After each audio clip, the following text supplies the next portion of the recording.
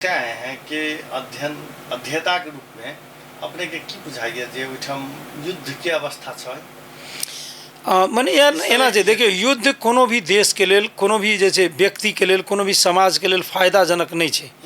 लेकिन की कहे छै जे धर्म युद्ध तो जे अहाँके पहिलहो लड़ल गेलै ने, महाभारतो टाइम में लड़ल गेलै, लेकिन हम सब युद्ध के पक्ष में नहीं छी।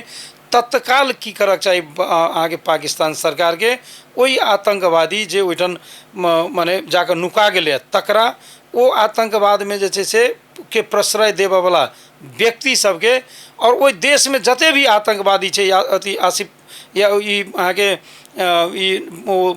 जते भी आतंकवादी छै तकरा सबके तत्काल जे छै से कार्रवाई करक छै, तत्काल थुनि के जे छै ओकरा फांसी पर चढ़ा देबक चाही।